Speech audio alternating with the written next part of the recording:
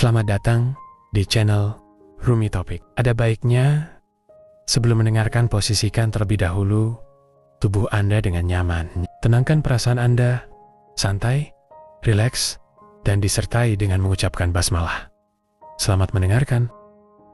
A'udzubillahi minasyaitonirrajim. Bismillahirrahmanirrahim. Robbi a'udzubika min hamazati sayatin wa a'udzubika robbi ayahdurun. Robbi shrah li sadri wa yassir li amri wahlul 'uqdatam min lisani yafqahu qauli. Assalamualaikum warahmatullahi wabarakatuh. Alhamdulillahirabbil alamin. Segala puja-puji milik Allah Subhanahu wa taala yang atas rahmat karunia kasih sayangnya. Seperti biasa kita beristiqomah, kita belajar bersama, membuka pikiran bersama, membuka hati bersama, yang insya Allah mudah-mudahan pembelajaran ini menjadi sarana, menjadi wadah untuk kita menuju kepada kesadaran yang lebih baik, dan senantiasa kita tetap semangat untuk terus belajar.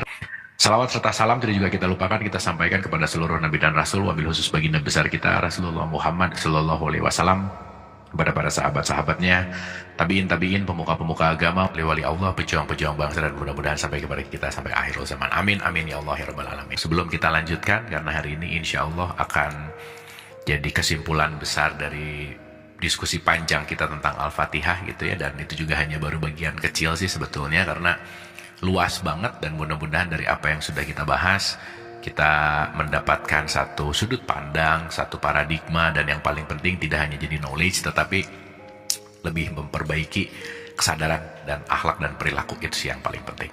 Seperti biasa sebelum kita mulai, kita hening sejenak gitu ya. Kita hadir utuh di sini saat ini. Kita santai dulu sebentar, kita lepaskan dulu semua kesibukan-kesibukan, kita santaikan dulu dari semua rasa-rasa yang gak enak gitu ya. Karena kita mau belajar, dan belajar itu paling asik tuh kalau udah relax gitu. Jadi relax, tenang, gak boleh serius ya, saya ulang-ulang, gak boleh serius, tapi sungguh-sungguh gitu. Dan kita benar-benar menghadirkan diri kita utuh di sini saat ini, senantiasa hikmah diberikan kepada kita. Dan kita berdoa dan bermunajat wabil khusus untuk kedua orang ibu bapak kita tentu saja ya. Dan kedua orang tua ibu bapak yang tanpa mereka kan kita nggak mungkin ada di sini gitu. Dan siapapun yang terlebih dahulu meninggalkan kita, dan siapapun yang sedang sakit dalam keadaan musibah, senantiasa kasih sayang Allah memberikan keikhlasan, kekuatan, kesadaran, dan yang paling penting hikmah serta keridhaan untuk kita semua. Santai, rileks, dan hening. Pikirannya jangan terlalu sibuk. Al-Hadiniyah, Al-Fatihah.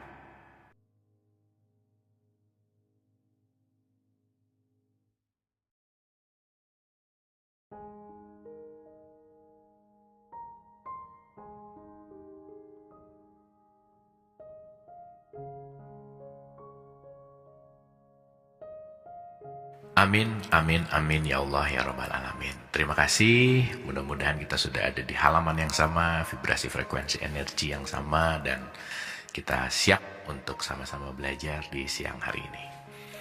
Oke, bismillah ya. Hari ini sebetulnya hanya review aja dan penyelesaian akhir gitu ya, dari saya rasa lumayan banyak pertemuan di Al-Fatihah, dan mudah-mudahan ini sekali lagi menambah satu paradigma, satu sudut pandang, supaya ya kalaupun di dalam sholat kita ber-Al-Fatihah, seenggaknya nggak hanya cuman bacain gitu ya, nggak hanya cuman hafal gitu. Karena kalau hafal tanpa sebuah pengertian juga kan esensinya juga jadi nggak dapet gitu ya. Dan saya rasa kita disuruh baca Al-Fatihah kan bukan hanya hafalannya gitu, tetapi kesadarannya. Karena setiap ber-Al-Fatihah pasti akan menambah kesadaran yang lebih baru lagi untuk kita tuh semakin membaru. Tapi menariknya, semakin membaru itu semakin mengasli sebenarnya. Semakin kembali kepada original gitu. Karena hari ini kita udah banyak ketutup sama ego, banyak ketutup sama pikiran, banyak ketutup sama kebencian, iri, dengki gitu ya. Jadi kesejatian kita tuh tercover gitu. Makanya dalam bahasa Arab tuh kafir gitu ya. Kafir tuh ya tercover. Kesejatian yang tercover oleh kebencian misalkan. Kesejatian yang tercover oleh amarah gitu misalkan. Dan saya rasa manusia yang hidup pasti dinamis gitu ya. Kita pasti mengalami lika-liku lah dalam tanda petik di kehidupan ini. Tapi poin pentingnya adalah untuk selalu kembali, untuk selalu mengingat. Maka akimi sholat li zikri, dirikanlah sholat untuk mengingat gitu. Untuk ingat bahwa siapa sih dirimu yang sejati gitu. Siapa sih dirimu yang paling origin, yang paling fitrah gitu. Karena nikmat yang paling tinggi dalam hidup adalah ketika kita menyadari siapa kesejatian kita gitu. Manifestasi hidup itu bukan terjadi dari apa yang kita inginkan. Kita tidak mengattract atau kita tidak mengundang apa yang diinginkan, tetapi apa yang seharusnya terjadi. Not you want but you are gitu. You are tuh adalah kesejatian. Menjadi diri sejati itu sesuatu yang membebaskan, sesuatu yang melepaskan gitu ya. Dan di situ akan mendamaikan tentu saja. Karena kekhawatiran sekarang, kecemasan sekarang karena kita sedang tidak menjadi diri sendiri kan sebenarnya. Di situ ada keinginan, ada mau-mau, ada ekspektasi, dan itu yang membuat kita jadi chaos lah bahasanya gitu. Jadi apa ya? Jadi benang kusut lah gitu ya kira-kira. Maka Al-Fatihah diulang-ulang intinya adalah membuka ulang gitu ya. Membuka sesuatu yang sudah esensi. Makanya disebut research. Research itu mencari ulang. Berarti udah ada kan. Cuman ketutup gitu.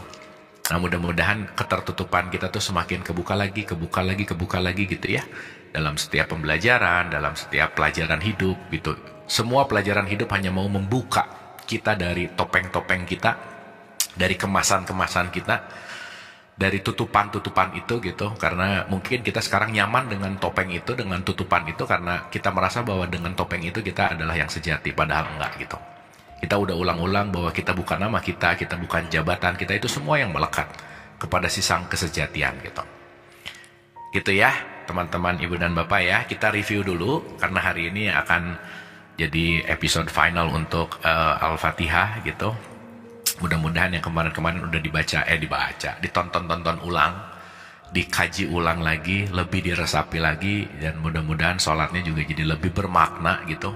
Bukan hanya olahraga, bukan hanya menggugurkan kewajiban gitu ya, yang penting wajib gitu, bukan. Karena wajib itu disadari bukan hanya harus gitu, tetapi saya perlu gitu ya. Kita perlu menjeda sih in a sense gitu ya. Kita perlu menjeda dari apa? Dari sesuatu yang bukan diri kita gitu. Gitu ya. Oke. Bismillah ya. Mudah-mudahan sekali lagi ini poinnya adalah kita benar-benar melihat perspektif yang lebih dalam gitu ya. Dan outputnya benar-benar pada kesadaran gitu. Oke, kita mulai dari awal. Bismillah ya. Auzubillahi minasyaitonirrajim. Bismillahirrahmanirrahim. Nah, di sini udah ada kata-kata di awalnya juga dengan statement Bismillahirrahmanirrahim. Itu kira-kira. Ingat ya, bukan membunyikan tetapi bagaimana kita mengkontemplasikan. Iqra itu terjun ke dalam ayat-ayat Tuhan, menyelam kepada ayat-ayat gitu. Maka kalau hanya membunyikan dan tidak menyelami, ya udah gitu, itu hanya akan jadi voice, suara gitu. Tetapi ketika kita baca dan kita selami, dia tidak berhenti di suara, tetapi masuk ke dalam relung-relung pemikiran, dan dia akan pelan-pelan masuk ke dalam relung-relung kesadaran gitu. Maka nanti kita ngerti, kenapa sih sampai ada satu statement, tertolaklah semua amal ketika kamu tidak melakukannya dalam bentuk atau dimulai dengan basmalah gitu. Dan ini jangan hanya diartikan mau minum bismillah minum, mau makan bismillah makan. Ya bagus aja sih gitu. Tetapi ada poin pentingnya bahwa kita sadari bahwa apapun yang kita lakukan itu ujungnya hanyalah kembali kepada dia gitu kan. Ujungnya hanyalah jalan untuk menuju kepada dia gitu. Fokus utamanya hanyalah Allah gitu misalkan. Nah, dengan statement ini kita udah ulang-ulang ya bahwa lebih memperdalam kalimat basmalah atau bismillah itu bukan hanya dengan menyebut, bukan nyebut-nyebut sih sebenarnya. Tetapi dengan kesadaran penuh bahwa siapapun kita, kalau kita kembali ke surat 32 ayat 9 tuh ada kalimat begini kan. Aku tiupkan ruh gitu kan. Aku tiupkan ruh gitu. Maka si ruh ini adalah diri sejati kita sebenarnya. Karena si ruh ini adalah sang hidup, gitu kan. Oke. Maka si sang hidup ini yang sebenarnya siapa diri kita yang paling esensial. Maka sifat sang hidup itu nanti adalah Rahman dan Rahim, penuh kasih sayang. Maka selalu diulang-ulang ya, kasih sayang itu akan menciptakan kedamaian, dan puncak dari semuanya adalah bahagia, happiness gitu. Jadi teman-teman ibu dan bapak, kita ini tanpa apa-apa sebenarnya udah bahagia. bahan baku kita ini bahagia gitu. Jadi kalau sekarang ada yang lagi nggak bahagia, berarti kebahagiaannya lagi tercover, lagi tertutup gitu intinya. Kebahagiaannya lagi ada yang menyelimuti gitu intinya. Nah ini si titik-titik ini nanti yang akan menyelimuti kebahagiaan kita gitu. Nah uniknya lagi, banyak orang yang mencari bahagia itu justru malah keluar gitu. Bahagia dalam bentuk objek, bahagia dalam bentuk materi gitu. Karena once kita nanti salah arah, dalam artian salah arah tuh begini. Menganggap kita mencari kebahagiaan, tetapi yang kita cari sebetulnya adalah kesenangan gitu. Makanya antara happiness dan pleasure itu dua hal yang berbeda. Karena kalau senang, ya udah, senang tuh pasti ada syaratnya. Saya kayaknya happy deh kalau. Nah, itu mulai direnungkan karena kalau udah ada syaratnya pasti ada waktu. Duh, kayaknya happy deh kalau handphone baru. Iya, begitu dapat handphone baru happy sih, tapi seminggu 2 minggu biasa aja. Nanti ada yang baru pengen lagi gitu. Dan biasanya kalau nyari keluar tuh nggak akan pernah ketemu dengan kata yang namanya cukup gitu, nggak ada. Gitu ya. Makanya berkecukupan, berkelimpahan itu tidak terletak di faktor eksternal, enggak. Karena berkecukupan, berkelimpahan itu adalah merasa dirinya sudah utuh. Siapa yang merasa dirinya sudah utuh? Iya, dia mengenal dirinya, mengenal kesejatiannya gitu. Jadi, saya selalu ulang-ulang ya teman-teman ibu dan bapak, tidak ada yang pernah bisa menyayangi diri kita kecuali diri kita sendiri gitu. Jadi jangan sampai berharap siapapun yang sayang ke kita, dia bisa menyayangi kita, nggak bisa. Gak ada orang siapapun di luar faktor eksternal kita yang mampu menyayangi diri kita sendiri kecuali diri kita sendiri. Maka jangan sampai kehilangan sayang terhadap diri gitu. Jangan sampai kehilangan diri gitu intinya. Nah maka kenapa sih kalau kita bicara dalam konteks Quran selalu ujung-ujungnya tuh kalimatnya takwa. Takwa itu artinya pandai menjaga diri gitu ya kira-kira. Menjaga diri itu dari apa? Menjaga diri supaya tidak kehilangan kesejatian diri gitu. Karena kalau kita si titik-titik hitamnya ini banyak dan titik-titik hitam ini menjadi dominan, yang akhirnya kita lupa kesejatian kita tuh sebetulnya adalah si sang hidup ini sendiri. Nah titik-titik hitam ini saya biasa sebut dengan kata-kata drama hidup gitu, gaya hidup. Makanya yang bikin hidup susah itu kan bukan hidupnya tapi banyak gayanya gitu. Banyak ngikut dramanya gitu. Akhirnya nanti kita akan muter-muter di drama terus gitu intinya. Nah nanti muter-muter di drama ini salah satu bagaimana pengertian kalimat terakhir, ayat terakhir di Quran, Iyyaka na'budu wa iyyaka nasta'in ihdinas siratal mustaqim siratal ladzina an'amta 'alaihim ghairil maghdubi 'alaihim waladdallin. Nah gitu. Nanti siapa yang dalam konteks tersesat adalah orang yang selalu muter dalam keadaan atau dalam drama atau dalam gaya hidupnya gitu. Dan dia tidak berhasil atau dia tidak menuju kepada kesadaran sejati yaitu sang hidup itu sendiri. Gitulah kira-kira. Oke ya, bismillah ya, kita mulai pelan-pelan nih dari awal review sebentar. Habis gitu kita selesaikan ayat 7-nya. Karena saya rasa kita udah bahas panjang lebar tentang ini. Jadi mudah-mudahan setiap sholatnya kontemplasinya lebih dapat gitu. Jadi bukan hanya mengutamakan gerakannya, cepat beresnya, bukan. Bahkan setiap ayatnya diselami gitu. Beda orang berbasmalah paham sama orang berbasmalah cuman bunyi itu pasti beda.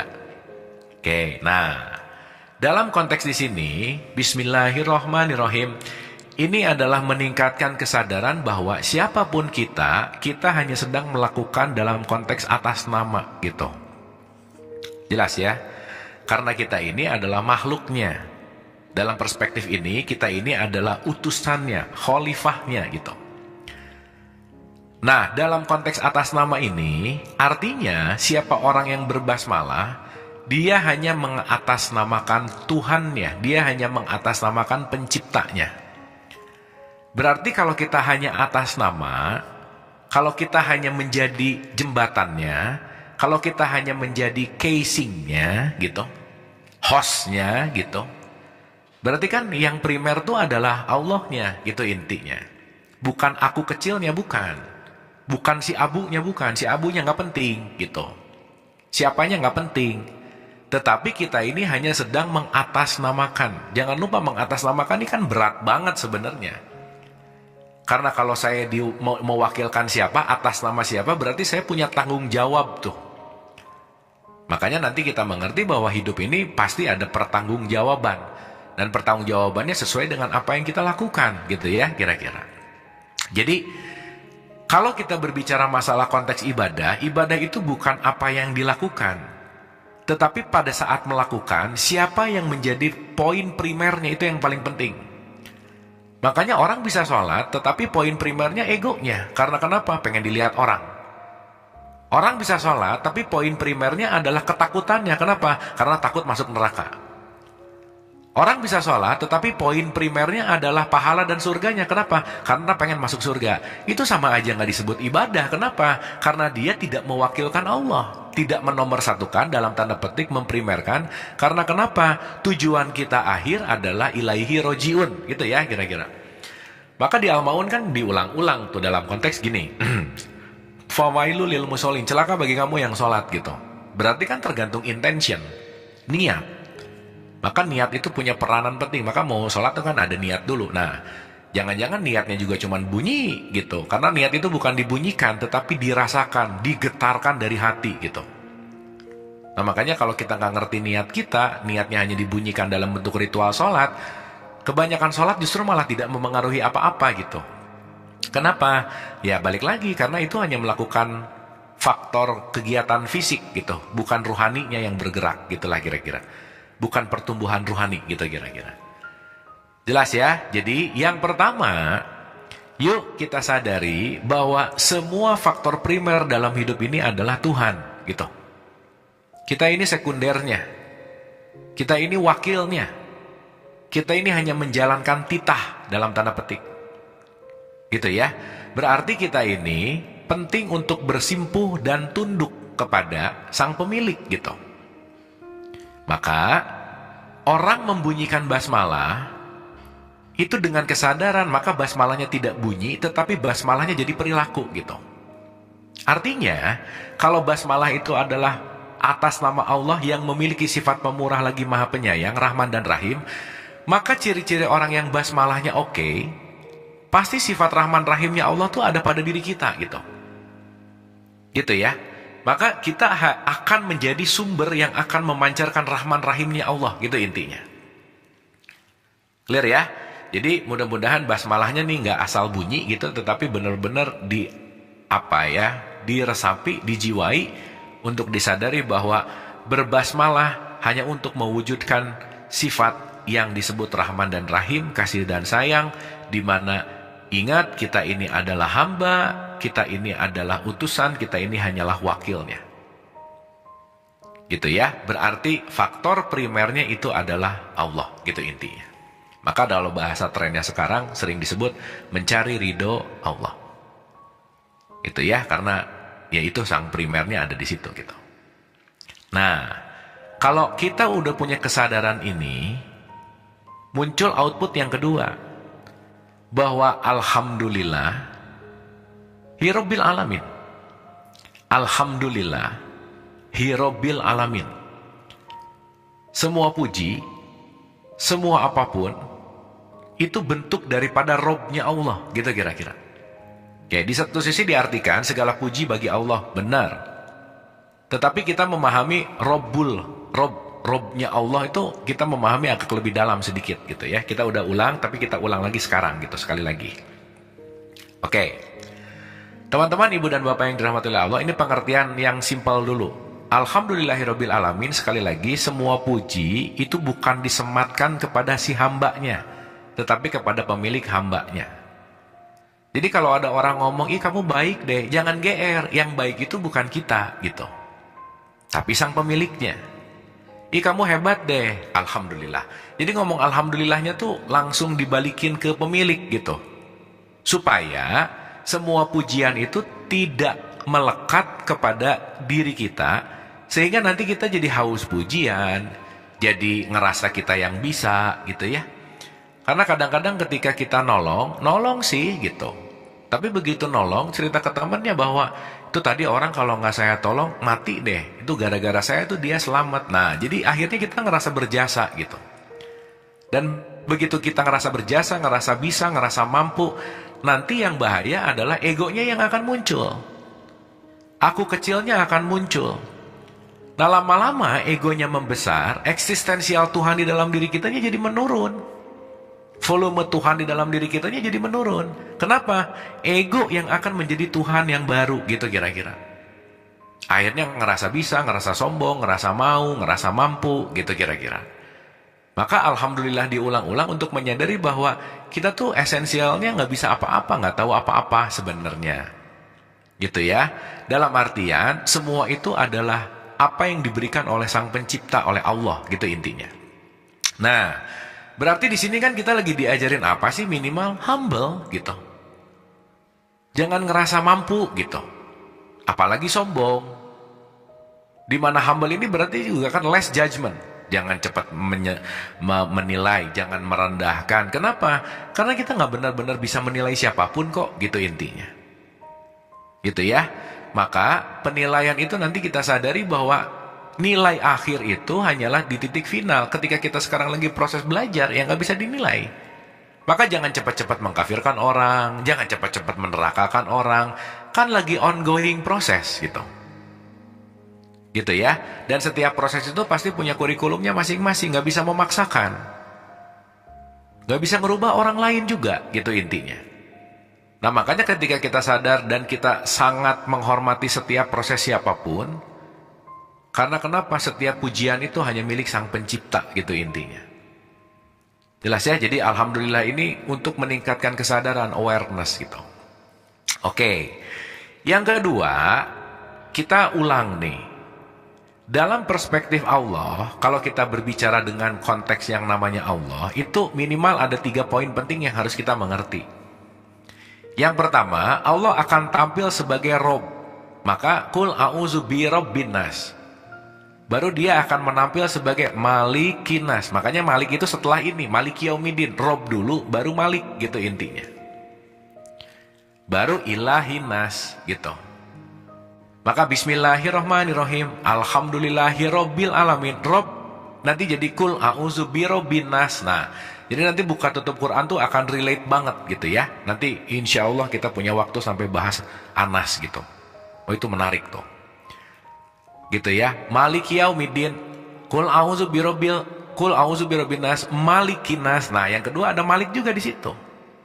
Baru Ilahin nas, gitu ya kira-kira. Nah, artinya kalau dalam konteks Allah sebagai Rob, mari kita sama-sama sadari, Rob ini artinya sedang mendidik atau mengayomi atau mengajari, gitu ya. Nah, berarti kita ini adalah hamba-hamba yang gak tahu apa-apa. Makanya di surat 16 ayat 78 dikatakan kamu lahir tuh gak tahu apa-apa. Aku kasih pendengaran penglihatan hati supaya kamu bersyukur. Artinya setiap kejadian hidup itu adalah pendidikan. Makanya saya selalu mengatakan hidup ini adalah the school of life. Jadi nanti beda menghadapi apapun kalau kita sadar bahwa ini adalah pendidikan, ini adalah pembelajaran, ini adalah the school of life. Jadi kalau kita lagi sakit hari ini, itu pasti lagi dididik untuk melakukan atau untuk menyadari sesuatu, gitu kira-kira. Sehingga nanti kita tidak punya buruk sangka terhadap Allah gitu. Kadang nanti kalau ada buruk sangka, Allah menguji, Allah mengazab gitu. Seakan-akan di situ menyiksa. Bukan. Tetapi dia melakukan dan dia memberikan kepada kita unsur-unsur pendidikan, unsur-unsur pengayoman, unsur-unsur pengajaran, supaya kita menjadi lebih atau supaya kita melalui proses dengan pendidikan, mengayomi dan seterusnya. Berarti kita jadi terdidik gitu. Berarti kita jadi punya value, jadi punya nilai, gitu kira-kira. Maka knowledge is power, gitu ya. Pengetahuan tuh penting banget, gitu. Bahkan ibadah tanpa pengetahuan itu nggak akan jadi progressing yang baik banget, gitu. Maka dengan berpengetahuan dan kita beribadah dengan berpengetahuan dan kita menuju, itu akan menjadi sesuatu yang sangat esensial, gitu. Makanya konteksnya, orang yang berpengetahuan dan punya kesadaran itu disebut orang yang beriman. Gitu ya, makanya pengetahuan itu penting. Jadi teman-teman ibu bapak, jangan lelah untuk menyedot atau jangan lelah untuk belajar, untuk mencari, untuk mengumpulkan pengetahuan. Karena kenapa? Knowledge is power. Pengetahuan yang kurang akan membuat kesadaran yang kurang. Kesadaran yang kurang akan membuat pengertian yang kurang. Pengertian yang kurang akan membuat kedamaian yang kurang. Jadi kalau sekarang hidup kurang damai, nomor satu yang harus dicek pengetahuannya dulu gitu. Ini kan kadang-kadang ada apa-apa kayaknya kamu kurang ibadah deh. Ya benar sih. Tapi yang penting untuk dilakukan, apakah ibadah saya menggunakan pengetahuan atau cuma ikut-ikutan gitu. Apakah ibadah saya cuma menggugurkan kewajiban atau saya tahu kenapa saya harus ibadah gitu. So nanti kita ngerti kenapa sih kalimat akal ini jadi penting banget gitu di dalam Quran. Hanya orang-orang yang berakal, ulil albab, orang-orang yang berakal. Karena kenapa? Once kita tanpa knowledge, apapun yang kita lakukan tidak akan menghasilkan pengertian. Maka udah diulang-ulang juga, kenapa orang bisa marah? Karena kurang pengertian. Kenapa kurang pengertian? Karena kurang knowledge gitu kira-kira. Gitu ya, jadi knowledge itu penting banget. Jadi jangan lelah untuk selalu berdekatan dengan knowledge gitu. Karena knowledge nanti akan menjadi gerbang untuk menuju kepada kesadaran. Gitu ya. Karena tanpa knowledge, bagaimana kita akan masuk ke dalam konteks kesadaran gitu. Maka yuk kita selalu semangat bahwa setiap siapapun yang datang ke kita pasti mau ngasih knowledge. Setiap jam adalah jam pelajaran, setiap tempat adalah tempat belajar, dan siapapun yang datang ke kita pasti mau mengajarkan sesuatu. Maka jangan take it for granted gitu. Kalau kita udah ngelihatnya aja, apa sih ngambil pelajaran dari orang yang levelnya lebih bawah? Nah, rugi banget udah. Karena sudut pandangnya hanya duniawi banget, sesuai dengan kacamatanya gitu. Makanya teman-teman ibu dan bapak, kalau ada orang ngejelekin kita, itu nggak otomatis kita langsung jadi jelek. Jadi nggak usah bimbang gitu. Oh dasar kamu gini. Itu semua bukan perspektif kita, tapi perspektif siapa yang bicara gitu kira-kira. Karena kalau teko isinya teh, dikeluarin pasti isinya teh. Jadi orang ngomong apa itu menunjukkan isinya gitu kira-kira. Jelas ya? Jadi jangan sampai faktor eksternal mengganggu kedamaian di internal. Itu intinya. Karena kenapa? Apa yang diucapkan orang lain itu bukan diri kita. Perspektif dia tentang diri kita gitu. Dan kita setiap hari akan dipertemukan sama siapapun, dan pertemuan itu pasti mengandung pendidikan. Pasti mengandung pembelajaran. Maka kenapa disuruh ikro? Ambil atau baca pelajarannya. Pelajaran apa ya saya kok ketemu orang nyebelin hari ini misalnya. Pelajaran apa ya kok saya selalu, nah gitu. Makanya kenapa sih diulang-ulang di setiap kita belajar, penting setelah ini untuk kontemplasi. Karena tafakur sejenak itu lebih baik daripada ibadah puluhan atau ratusan tahun gitu. Kenapa? Karena dengan bertafakur kita lebih terkoneksi ke dalam diri kita yang sejati gitu. Ya, tafakur itu meniti ke dalam diri sehingga memperkecil volume faktor eksternal. Sehingga kalau volume faktor eksternal makin kecil, kita akan makin mengenal diri gitu kira-kira. Karena hari ini orang yang paling kita nggak kenal tuh diri sendiri gitu. Ada yang bisa sampai tahu gosip rumah tangga orang lainnya gimana, sampai detail banget, sampai gimana. Semua tentang orang lain tahu, tetapi dia kekurangan pengetahuan tentang diri. Nah itu nanti disebut merugi sih gitu. Ya jangan ya. Kita jangan terlalu asik nilai keluar sehingga kita nggak punya waktu untuk mentafakuri diri gitu intinya. Itu sih poin pentingnya. Oke ya teman-teman ibu dan bapak ya. Jadi mudah-mudahan ini udah dapet nih. Jadi yang 2 ayat pertama tuh ingat basmalah kita hanya utusan yang penuh dengan kasih sayang. Jadi our nature-nya diri kita itu adalah sumber atau itu adalah yang disebut dengan yang namanya kasih sayang gitu. Oke. Ar-Rahmanir-Rahim diulang lagi tuh supaya Robnya Tuhan tadi, pendidikan Tuhannya tadi lebih melekatkan sifat Tuhan di dalam diri kita gitu intinya. Jelas ya? Saya mau gambarin lagi ya sekali lagi. Oke, supaya mudah, supaya nanti dapat untuk bisa kita masuk ke ayat berikutnya. Oke, teman-teman kita ulang ya. Kita lahir, yang pertama terlahir dalam bentuk biological self, tubuh biologis, jasad. Dan begitu jasadnya ada, belum bisa dikasih soal matematik, kenapa belum bisa mikir? Belum ada aku kecilnya, belum ada identitasnya, kenapa? Belum bisa mikir, gitu intinya. Maka biological self kita diberikan sistem yang disebut panca indera. Panca indera inilah pendengaran, penglihatan, hati, akal, pikiran. Nah, ini nih. Di mana panca indera ini yang akan menjadi jembatan faktor eksternal masuk ke dalam faktor internal kita, gitu intinya. Sehingga tidak lama setelah biological self kita lahir, terlahirlah kita sebagai psychological self. Di sini mulai yang pertama aktif tuh pikiran. Mulai aku ada. Ya, mulai aku terlahir dalam tanda petik. Di sini mulai ada data nih. Di sini mulai ada pengetahuan. Di sini mulai muncul perasaan. Mulai muncul emosi. Mulai muncul memori misalkan.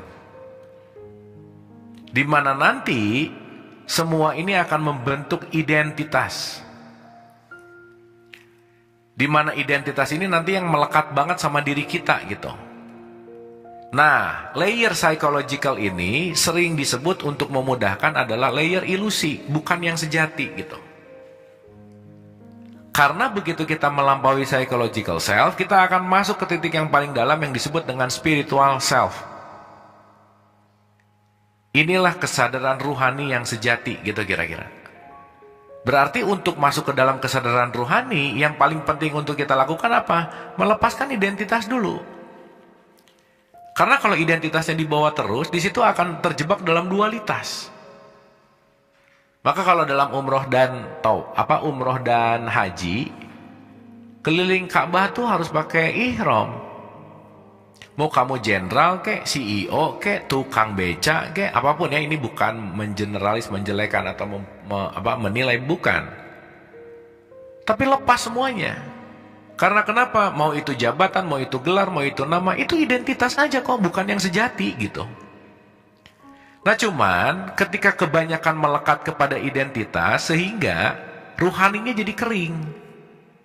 Karena nanti identitas ini yang akan membawa menggapai, mencapai, meraih. Di sini ada ego, ada merasa kurang, ada harus tambah lagi gitu. Yang akhirnya dia jalan lari terus gitu, tapi nggak sampai-sampai gitu kira-kira. Gitu ya. Maka kalau kita sadar bahwa kita ini sedang melakukan perjalanan ke titik yang paling dalam, gitu intinya. Berarti kita harus menembus dinding yang paling luar. Masuk ke dinding yang lebih dalam, masuk yang lebih dalam. Dan di sini juga nanti layernya banyak banget gitu ya intinya. Wah banyak aja. Sampai ke titik tertitik, sampai ke puncak di atas puncak, sampai ke cahaya di atas cahaya. It's a long journey. Gitu ya, ini semua adalah perjalanan yang panjang, nggak bisa dipaksain, nggak bisa gitu. Oke ya, jadi artinya once kamu sadar kamu adalah khalifah dan semua kehidupan ini hanyalah pendidikan, setiap pendidikan membawa kamu kembali kepada ke 100%an ruhani gitu. Oke, saya gampangin ya, gini Bu, Pak, teman-teman. Siapa diri kita? Simple, kita adalah ruhani yang tertutup oleh identitas, gitu kira-kira. Maka kesadaran ruhaninya rendah, identitasnya makin tinggi. Kalau di sini 97%, mungkin di sini cuma jadi 3%, gitu kira-kira. Nah sekarang direnungin aja. Setiap hari yang mendrive kita tuh ego kita atau kesadaran kita, itu aja. Karena 97% itu cuma pengulangan. Cuman mengulangi subconscious mind, cuman mengurangi alam bawah sadar yang udah jadi habits gitu kira-kira. Maka nanti hidupnya di situ-situ lagi, loop hidupnya di situ-situ lagi, ketemu orangnya itu lagi, masalahnya itu lagi. Karena kenapa? Kita muter di tempat yang sama, tidak masuk ke dalam progres kesadaran spiritual gitu, let's say, ruhani lebih dalam gitu kira-kira. Maka penting untuk kita memiliki jarak dengan identitas gitu. Nah dalam tradisi Islam, menjarak dengan pikiranmu, menjarak dengan perasaanmu, menjarak dengan emosimu, menjarak dengan memorimu, itu namanya adalah sholat gitu intinya. Jelas ya? Jadi sholat itu bukan urusan gerakan, bukan. Tetapi kesadaran. Karena nanti kita tahu bahwa jarak kepada Tuhan, jarak itu kan ada dua ya simpelnya. Berdasarkan ruang dan waktu, ibu bapak kita bisa seruangan loh sama orang siapapun di dekat kita, mau teman kita. Tapi jaraknya bisa nggak dekat banget. Kenapa? Si A lagi chatting sama siapa, si B lagi chatting sama siapa. Duduknya sebelahan sih, tapi jaraknya jauh banget, gitu intinya. Jelas ya? Nah, maka jarak di sini tidak berbicara masalah ruang dan waktu, tetapi kesadaran. Jadi kalau sekarang ngomong Allah di mana? Jauh banget. Jauhnya itu nggak ruang dan waktu. Gimana sih kita mau ngomong Allah jauh, orang dia lebih dekat kepadamu dari urat leher, satu. Kemana saja kamu menghadap wajahku, dua. Aku bersama kamu di mana saja kamu berada, tiga. So we never far away from God, gitu. Kita nggak mungkin jauh dari Tuhan. Cuman tertutup kesadarannya oleh titik-titik hitam ini tadi, gitu. Makanya orang yang banyak mikir banget gitu ya. Nah, itu dia terjebak dalam pikiran tuh. Yang susah move on, baper terus, dia terjebak dalam perasaan. Dan segera kita akan sadar bahwa oh ternyata aku bukan pikiranku ya. Oh ternyata aku bukan perasaanku ya, gitu intinya. Ternyata aku adalah sesuatu di belakang, atau aku adalah sesuatu yang menyadari pikiranku, menyadari perasaan, menyadari emosi, menyadari memori, dan itulah aku yang sejati, gitu. Maka nanti kita tahu bahwa kita penting banget menjaga jarak sama ini semua. Karena kalau nggak dilatih menjaga jarak sama pikiran, pikiran akan sangat menguasai diri, gitu intinya. Jelas ya? Semakin kita menjarak dengan pikiran, semakin kasih sayangnya dia tuh akan aktif, gitu. Jadi ternyata yang membuat kita tidak damai dan tenang adalah pikiran. Ekspektasi nanti muncul dari situ. Maka ekspektasinya tinggi, realitasnya nggak sesuai, sakit hati, kecewa. Berarti orang yang kecewa adalah orang yang tidak melatih dirinya berjarak dengan pikiran, perasaan, emosi, dan memori. Jadi cepat baper, cepat kecewa, cepat sakit hati. Gitu ya, sensi gitu orangnya gitu. Dan sorry to say, tipikal orang-orang yang ada di energi level sensitif lah, gampang marah lah, gampang apa dan lain-lain, itu akan menyebarkan energinya ke sekitar.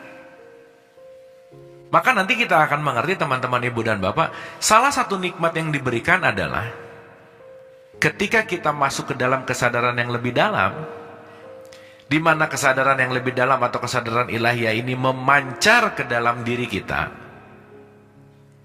maka keberadaan kita ini akan dikangenin sama orang. Maka keberadaan kita ini akan ditunggu sama orang. Dan salah satu nikmat yang nanti kita sadari gitu ya, bahwa hadirnya kita itu membuat sekeliling kita jadi bahagia. Saya rasa teman-teman, ibu dan bapak pernah ngerasain ya, datang ke satu ruangan, entah kenapa kenal enggak, tapi ini orang agak gimana gitu, terus jadi nggak betah di ruangan itu gitu. Kenapa? Pasti ada vibrate di situ, ada vibrasi gitu kira-kira.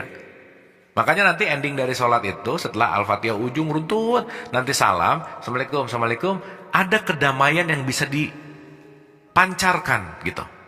Dan kedamaian itu datang dari mana? Dari kasih sayang. Itu yang paling penting gitu. Jelas ya? Jadi 1, 2, dan 3 berarti mewujudkan dalam tanda petik. Kalau mau mewujudkan kasih sayang, yang paling penting caranya adalah gimana? Turunin ego. Turunin identitasnya gitu. Gitu ya, jangan terlalu egois gitu. Jangan dituhankan banget gitu si egonya, pikirannya. Saking dituhankan pikirannya jadi pengen diakui sama orang lain gitu. Akhirnya jadi maksa. Gitu ya, akhirnya ya udah jadi konflik deh gitu intinya. Sip ya teman-teman, ibu dan bapak ya, saya ulangi lagi sekali lagi. Oke, ulang ya untuk mempermudah nih. Nah, secara esensi, ulang ya, ini pakai bahasan atau pakai analogi yang lebih simpel. Dialah yang awal dan dialah yang akhir. Jadi kalau ada kata ruh itu percikan dia. Jadi secara simpel untuk mempermudah aja, sebenarnya kita itu 100% percikannya dia. Jadi kalau dia kasih sayang, kita tuh 100% kasih sayang. Kalau dia tuh penuh welas asih, cinta kasih gitu ya, kita pun sama. Pokoknya 100%-nya dia aja. Dan gak ada, dalam tanda petik ya, Tidak ada selain yang 100% ini, selain keruhanian ini, selain kemanusiaan ini, yang melainkan diri sejati kita yang lain tuh nggak ada. Namamu bukan kesejatianmu, jabatanmu, kepintaranmu, gelarmu, bukan dirimu yang sejati, gitu kira-kira. Jelas ya? Oke, nah sekarang yang penting ketika kita menyadari ini, pelan-pelan ya teman-teman, ibu dan bapak ya, kapasitas dia di dalam diri kita tuh nggak 100% lagi gitu intinya. Padahal ya kita itu adalah sang hidup. Maka sebenarnya kalau kita berbicara tentang Malik Yaumidin, itu adalah peleburan. Meleburkan semua titik-titik hitam di sini untuk dileburkan kepada yang 100%, artinya ininya sudah hilang gitu. Dah, tinggal sisa yang 100% gitu kira-kira. Maka Malik Yaumidin nggak salah ya, ini diartikan sebagai yang menguasai hari pembalasan, oke sih. Tetapi Malik itu memiliki, yang memiliki kamu, bahwa kita nggak pernah bisa dimiliki oleh siapapun. Kita itu hanya pemilik sang pencipta. Maka kita nggak bisa kembali kepada siapapun kecuali kepada dia, gitu kira-kira. Dan pengembalian kepada dia yaitu bagaimana kita melepaskan psychological self kita, emosi kita, ego kita, mau-mau kita. Disitulah konteks di mana Malik Yaumidin, itu intinya. Oke, nah sekarang kita gambarin pakai segitiga suluk yang kemarin kita bahas. Jadi gampangannya gini. Di titik awal kita tahu bahwa kita ini hanya tubuh fisik, udah, karena dari lahir kita cuma ngelihat fisik, udah aja. Jadi kita ngaca bahwa yang dikaca itu dianggap bahwa kita fisiknya. Padahal itu kan cuma kemasan. Berarti itu masih ada di tahapan 1 tuh. Naik dia ke kesadaran yang lebih tinggi. Oh ternyata saya bukan hanya tubuh fisik ya, saya punya psychological self, psychological birth. Ternyata psychological birth ini yang mengotori saya dari ke-100%an Tuhan, gitu bahasa gampangnya. Berarti pelan-pelan harus dilepasin tuh. Ayat 2 di sini, ayat 3 di sini, nanti ayat 4 ada di sini. Berarti dari 1 ke 4 ini egonya udah terpisah nih. Egonya udah di dalam tanda petik udah diturunin lah, udah nggak aktif gitu kira-kira. Maka kalau gini ya, saya ulang ya, di kelas di level 1 tuh titik-titik hitamnya masih banyak banget nih. Anggap ya anggap ini pokoknya semuanya titik-titik hitam aja. Ini kita anggap sebagai ego gitu ya, supaya mudah. Oke. Tapi sadar, oh saya itu bukan ego saya. Oh saya itu bukan nama. Saya itu bukan jabatan. Saya itu bukan harta yang saya miliki. Saya itu bukan keturunan siapa. Saya itu bukan. Akhirnya pelan-pelan si egonya teredup, kehapus. Gini ceritanya. Nah berarti kalau si egonya redup, terhapus gitu ya, agak-agak hilang, yang tersisa cuman siapa? Malik Yaumidin. Dialah yang memiliki kita. Jadi kalau pakai bahasa agak sedikit vulgar ya teman-teman ibu bapak, bahasa gampangnya aja, siapa kita? Kita ini adalah dia plus ego. Jadi gimana mewujudkan dia? Egonya turunin, maka dia akan wujud. Jadi ego yang membuat eksistensial dia tidak hidup di dalam diriku. Jadi kalau hari ini susah merasakan damai, tenang, bahagia, check your ego. Pasti ego yang nutupin. Dan untuk melepaskan dan untuk mengurangi volume ego, kuncinya apa? Latihan. Makanya sholat diulang-ulang. Dah kalau nggak pernah latihan dan apalagi nggak pernah niat untuk melatih gitu, nggak akan bisa aja. Makanya maaf banget ya, usia 80-90 masih banyak yang egonya tuh menutupi kesadaran dia yang sejati gitu kira-kira. Kenapa? Nggak mau ngelatih. Post power syndrome lah, kehilangan berlebihan lah, anxiety lah, stres, depresi, cemas, dan seterusnya. Karena kenapa? Eksistensial dianya dibatasi oleh ego kita gitu kira-kira. Jadi ego lebih besar dari dia. Gimana tuh? Gitu ya. Maka waktu Malik Yaumidin means egonya turun. Kalau dalam sifat ketakwaan, jangan pelit, pandai menahan amarah, maafin orang. Dah, mau menghadirkan eksistensial dia 100%, jangan pelit, pandai menahan amarah, maafin orang. Itu nanti yang akan membuat kita jadi Malik Yaumiddin, benar-benar jadi 100%-nya dia gitu kira-kira. Nah kalau udah 100%-nya dia, baru bisa ngomong iyyaka na'budu wa iyyaka nasta'in. Jadi teman-teman ibu dan bapak, Al-Fatihah ini dari luar menuju ke dalam, dari dalam nanti keluar lagi. Tapi waktu keluar, udah punya kesadaran. Maka kalau dulu marahnya pelampiasan, kalau sekarang marahnya acting. Kamu ya, nah ada orang yang tipikal kalau mau dikasih tahu harus marah, tapi beda. Ketika saya marah melampiaskan emosi, itu berarti belum punya kesadaran. Tapi sekarang marahnya menggunakan kesadaran. Kenapa? Saya tahu ini saya perlu marah, tapi marahnya nggak bawa-bawa ego, gitu kira-kira. Gitu ya. Ya, saya rasa orang tua pernah marah sama anaknya ya, balutannya kasih sayang gitu. Tapi kalau marahnya melampiaskan emosinya, berarti dia marah dalam keadaan tidak sadar, gitu kira-kira. Makanya tidak sadar itu namanya mabuk. Janganlah kamu sholat dalam keadaan mabuk gitu. Jadi masuk meniti ke dalam, poin utamanya adalah untuk mendapatkan kesadaran. Begitu nanti kita kembali lagi keluar, itu kita udah punya kesadaran yang berbeda. Nah, saya analogikan kayak kelas kita siang hari ini aja teman-teman ibu bapak. Sebelum tadi Zoom masuk, itu masih di tahapan 1 nih. Nah sekarang kita lagi masuk nih. Lagi dapat kesadaran, lagi dapat pengetahuan gitu. Tapi bentar lagi pasti pada log out nih. Kembali ke real world gitu kira-kira. Makanya pas kembali itu penting. Tunjuki jalan yang lurus. Supaya apa yang didapetin ilmu di sini, waktu keluarnya kita akan menjadi orang-orang yang akan memancarkan cahaya atau kesadaran atau apapun lah penamaannya gitu. Rahman Rahimnya Tuhan kepada semesta gitu kira-kira. Karena keluar dari kelas ini ada yang sombong, ngerasa lebih benar dari orang lain. Ada yang nyeramahin orang terus kerjaannya karena baru tahu, wah dia salah banget nih ceramahin. Bukan.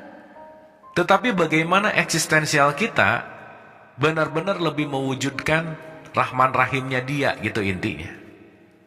Maka dari 5 iyyaka na'budu wa iyyaka nasta'in ketemu, begitu turun, begitu keluar, begitu kembali. Makanya Nabi Muhammad abis ini kan kita udah bahas ya, ada Isra, ada Mi'raj.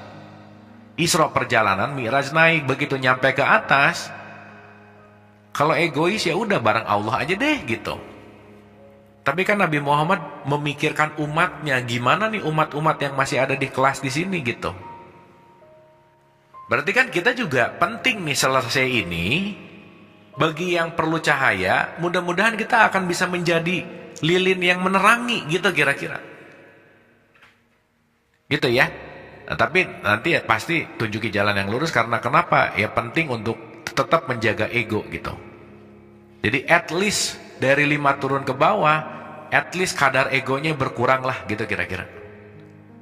At least ibu bapak kita semua belajar bareng, marah-marahnya nggak se-ekstrim 3, 4, 5 tahun lalu gitulah kira-kira. Jadi kalau belajar gini-gini terus marahnya kita nggak kurang, pelitnya kita nggak kurang, menjudge-nya kita nggak kurang, berarti nggak sukses aja belajarnya, gitu intinya. Karena parameter suksesnya adalah bagaimana psychological self kita, penilaian kita, ego kita adalah turun, gitu intinya. Oke ya, ini udah kita bahas. Terakhir, teman-teman ibu dan bapak, sekali lagi ini yang akan menjadi puncaknya gitu. Jadi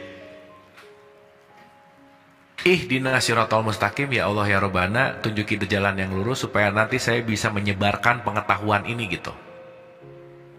Supaya saya turun ke real world, saya turun ke sehari-hari, saya turun bertemu dengan siapapun, bahwa kesadaran ini bisa dipergunakan untuk apa? Untuk membawa nur atau cahayanya gitu kira-kira. Jelas ya? Jadi sekali lagi teman-teman ibu dan bapak, kita sama-sama selalu belajar. Sama-sama terus-menerus mengingatkan jalan yang lurus gitu kira-kira. Maka kita penting untuk selalu berdiskusi dan belajar ya, itu intinya. Nah ini terakhir ya, paling penting. Berarti gampangannya gini ya teman-teman, ini untuk mudah aja. Ini let's say kita Ini let's say ego kita. Kita melihat sesuatu karena tertutup oleh ego, maka yang dilihatnya adalah ego. Padahal apapun yang kita lihat secara esensi adalah kemana saja kamu menghadap, di situ adalah wajahnya Allah, gitu kira-kira. Berarti ketika saya melihat sesuatu, ini banyak sekali nih rangkaian lintasan yang menutupi untuk melihat wajahnya dia, gitu intinya. Maka saya bisa menilai orang lain karena ego saya ngelihat orang ini adalah lebih bawah derajatnya dari saya. Lupa kalau yang kita lihat ini sejatinya adalah dia juga, gitu. Karena ini kan proyeksi sebenarnya. Jadi teman-teman ibu dan bapak, yuk kita mulai penting untuk kita menembus dinding ego pikiran kita, supaya kita tidak menggunakan pikiran untuk menjudge apa yang kita lihat, gitu. Akhirnya kalau menjudge, di situ ada dualitas. Benar salah, baik buruk, suka nggak suka. Benci misalkan. Gitu ya. Nah berarti kalau sekarang si egonya dua-duanya nggak ada nih ya, refleksinya nggak ada, dia kan hanya direct melihat Tuhan sebenarnya. Maka Al-Baqarah 115, kemana saja kamu menghadap, di situ wajah Allah. Berarti kalau orang yang lebih sadar lagi, ketika dia ngelihat orang lain di luar dirinya, yang dia lihat adalah dia juga. Jangan lupa, di dalam diriku ada Allah, di dalam orang yang dilihat ada Allah. Jadi saya hanya tertutup oleh kemasan untuk bisa melihat Allah. Sehingga ketika kesadaran saya menembus kemasan, yang saya lihat hanyalah Allah. Oh ternyata di dalam dia Allah, di dalam aku Allah. Berarti kita datang dari sumber yang sama. Berarti kita mulai punya kesadaran. Kamu adalah aku yang lain. Kalau aku menyakiti kamu, aku menyakiti dirimu. Karena aku melihat Tuhan, aku melihat Allah di dalam dirimu, yang juga refleksi yang ada di dalam diriku. Berarti aku dan kamu, kita dalam satu kesatuan. Maka pasti nggak akan terjadi permusuhan, kebencian di situ. Inilah yang disebut orang-orang yang mendapat nikmat. Teman-teman, ibu dan bapak, jangan sampai nikmat dikategorikan sebagai uang, sebagai harta, gitu ya. Tapi nikmat adalah kesadarannya yang semakin meluas, itu nikmat. Karena uang yang banyak tidak menjamin kehidupan yang damai, gitu ya. Faktor primernya tidak pada material, gitu kira-kira. Nah ini ada ayat ya, kemarin kita udah bahas juga, tapi sekarang kita perdalam sedikit lagi. Ini ayatnya sangat populer ya, 14 ayat 7. Nah di 14 ayat 7 itu kalimatnya begini. Sesungguhnya jika kamu bersyukur, pasti kami akan menambahmu. Ini nggak ada kata-kata menambah nikmatmu sebenarnya, gitu ya. Karena konteksnya adalah, kalau kamu bersyukur, kamunya yang akan aku tambah. Eksistensial kamunya yang akan kami tambah. Kesadaran kamunya yang akan kami tambah, gitu. Jadi jangan hitungan matematis bahwa bersyukur ngasih 1000, nanti dikasih 100.000. Jangan sesimpel itu, gitu. Tapi begitu saya bersyukur, kesadaran saya yang akan ditambahkan. Teman-teman ibu dan bapak, hikmah itu adanya di kesadaran. Dan hikmah disebutkan sebagai rezeki yang paling mulia. Karena dengan hikmah akan membuat kita tetap tenang dalam keadaan punya atau nggak punya, dalam keadaan sehat atau sakit, gitu kira-kira. Cuman hikmah. Karena tanpa hikmah, ketika kita dari sehat dikasih sakit, bisa stres. Dari punya nggak punya, bisa stres. Berarti materialistik, jabatan, apapun lah bentuknya, itu semuanya pasti ada expirednya. Jadi mending punya hikmahnya, Ketika kita dapat kita oke, ketika kita kehilangan kita oke. Kenapa? Karena saya memegang hikmahnya. Disitulah makna, kalau kamu bersyukur, kamu yang akan saya tambah. Bukan nikmatnya yang ditambah, kamunya yang ditambah. Kesadaranmu-nya yang ditambah, gitu kira-kira. Jelas ya? Jadi kalau kita nambah kesadaran, contoh-contoh ya. Ada orang ngeluh dengan status ekonominya saat ini. Bisa jadi status ekonominya tidak membaik, tetapi kesadarannya membaik. Penerimaan dia jauh lebih baik daripada sebelum dia terbuka. Hidupnya pasti lebih damai. Meskipun status sosialnya tetap sama gitu misalnya. Tapi jangan lupa, perubahan kesadaran itu merubah frekuensi juga. Perubahan frekuensi juga merubah dalam kondisi bagaimana kita berpikir, memilih. Dan perubahan itu semua akan memengaruhi rezeki yang datang ke kita. Pasti. Different frekuensi, perbedaan tingkat juga yang akan datang ke kita. Gitu intinya. Jelas ya? Jadi simpelnya, dalam keadaan hidup yang sama, tetapi berbeda sudut pandang kesadarannya. Dua orang itu, yang satu punya kesadaran, yang satu nggak punya kesadaran, level hidupnya sama, dia akan berbeda dalam menjalani hidupnya. Makanya, kalau udah masuk ke dalam kesadaran dan diperluas kesadarannya, dalam kondisi apapun tenang hidupnya. Ketenangannya tidak dalam tanda petik, ketenangannya tidak dipush atau tidak dipaksa atau tidak dikejar oleh materi, jabatan, harta, gelar, enggak gitu. Jadi bahasanya mengalir gitu.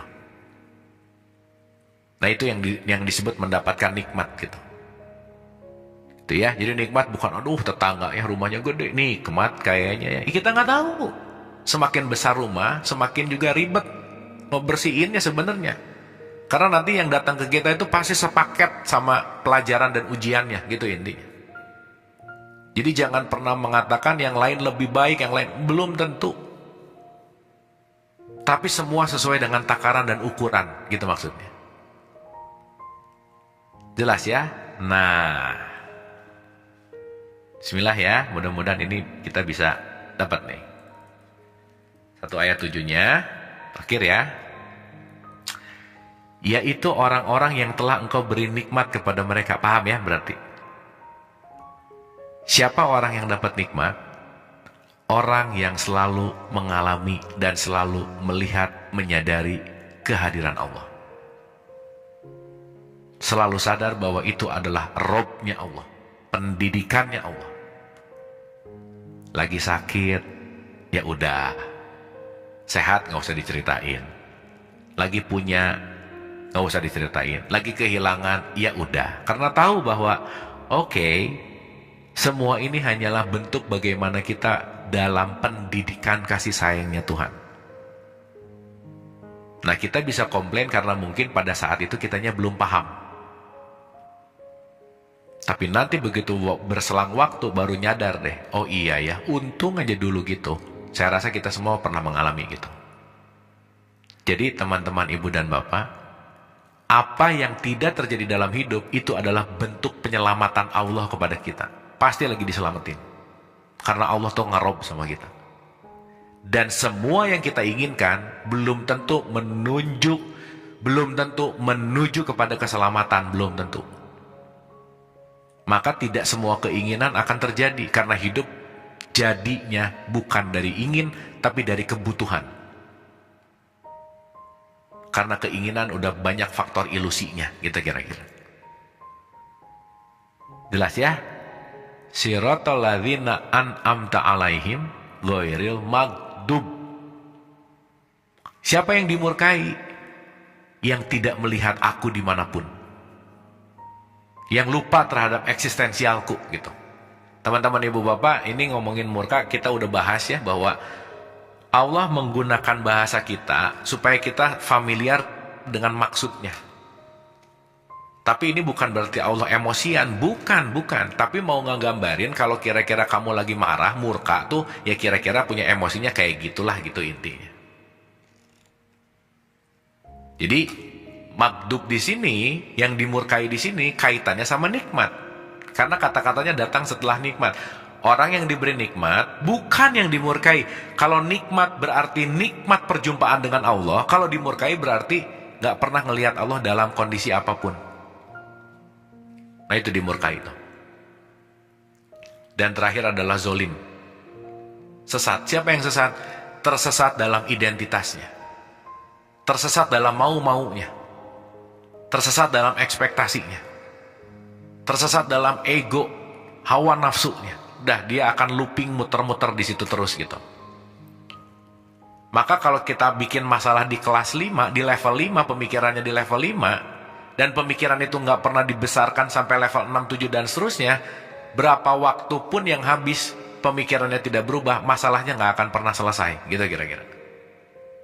Makanya Einstein selalu mengatakan insanity, kegilaan adalah kamu berpikir hal yang sama, tetapi kamu mengharapkan output atau hasil yang berbeda. Nggak mungkin. Change your mind, change your life. Oke, begitu pemikiran kita berubah, hidup kita akan berubah.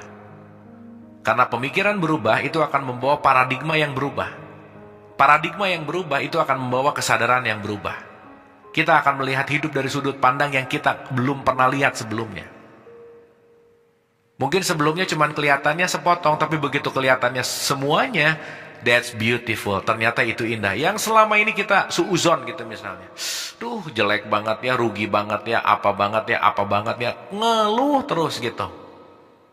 Padahal kalau kita ngelihat lebih helikopter view, kita ngelihat lebih luas, kita ngelihat dengan paradigma yang berbeda, justru di situ kita lagi dalam kondisi dididik oleh Tuhan untuk bertumbuh dengan tumbuhan yang sangat lebih baik dari sebelumnya gitu kira-kira.